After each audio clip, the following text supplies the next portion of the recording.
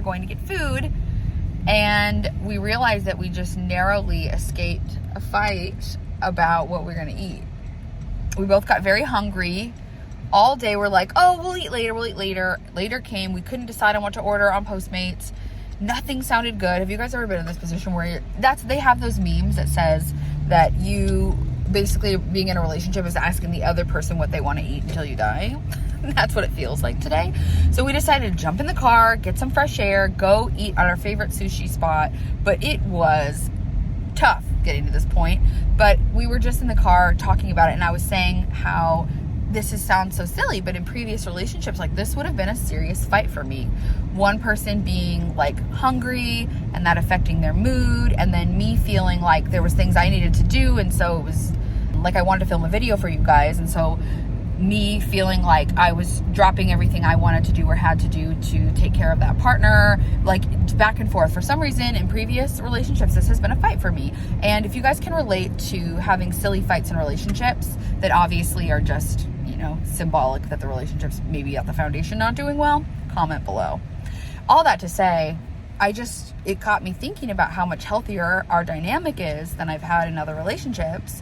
And I just realized that you guys have been asking me like more details about tips about online dating, how to find your Sparky, or how to find a good relationship after you've been through the ringer like I have. So I thought maybe we could just do a quick little relationship Q&A thing here.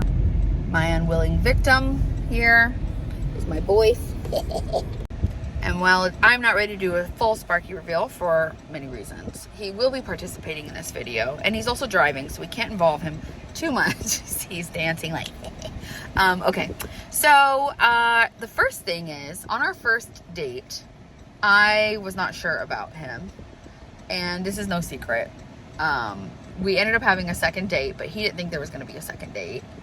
He won me over. So I think I'm gonna call this video, I guess, like the 5 things I've learned about dating and finding a healthy relationship. My 5 learnings on love. So the first one is, if you have not had a healthy relationship before, you have no idea what to look for. You have never experienced that. Therefore, why would you think you would necessarily know it when you saw it?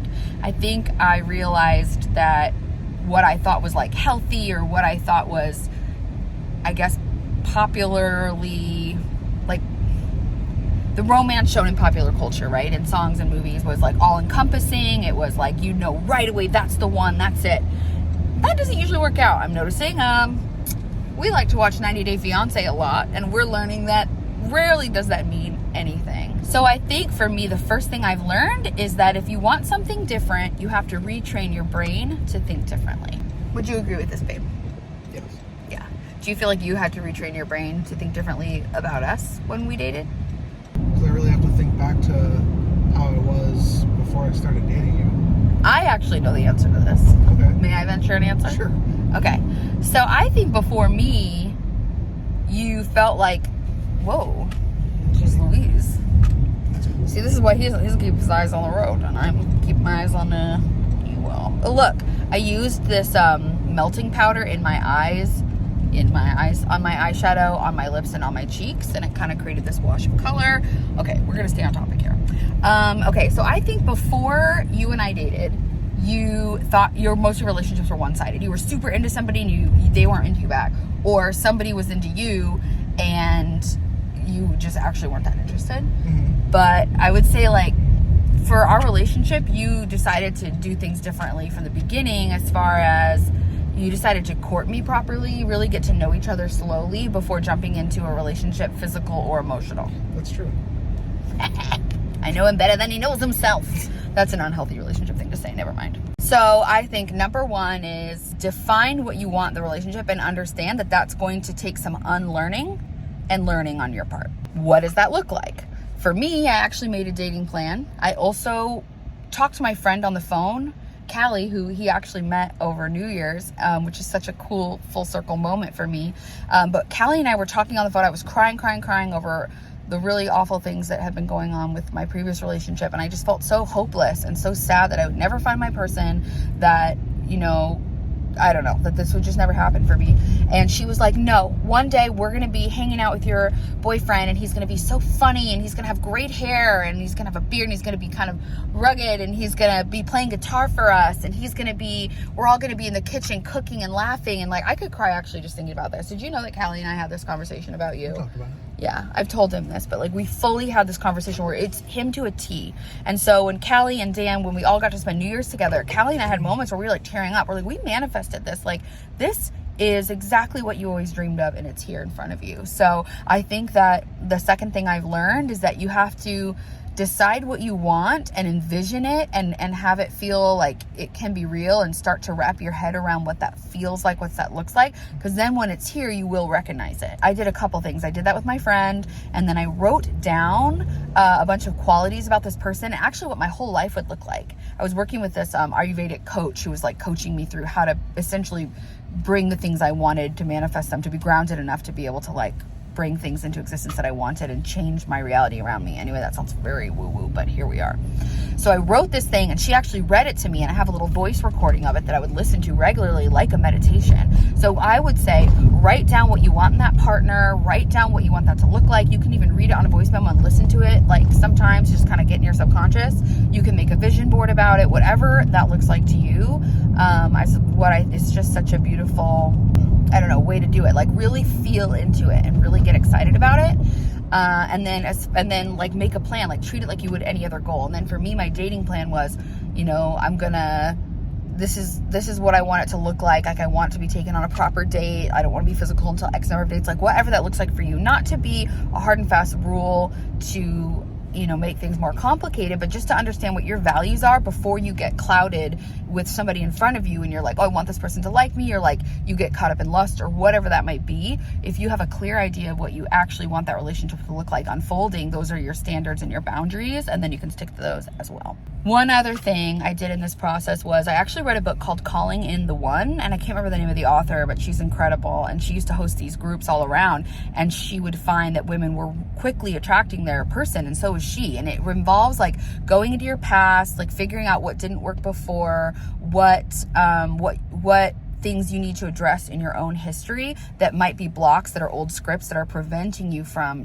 recognizing, accepting, and attracting love in your life. So Calling in the One is a great book to work through if you're not really sure where to start there as well. Because I was like, what are your tips? He said it's a numbers game.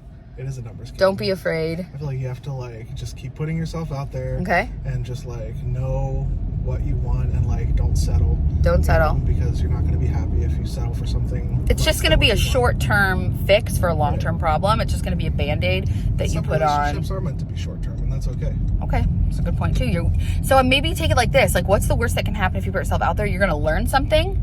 That's a lesson that you're going to learn. You never know why you're supposed to meet that person, and they will help you discover what you either do or don't want in a future partner. So there's really no losing, you know, as long as you make a home in your own heart, like as long as you're not depending on that person for your happiness and your fulfillment, it shouldn't be absolutely devastating to your world to lose them.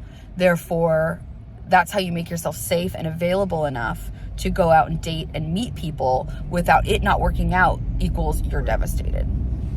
Don't put like so much connection on something like before it's there. Yeah, don't put all your eggs in a basket that you don't know anything about yet. And that's what I think happens with these 90-day couples.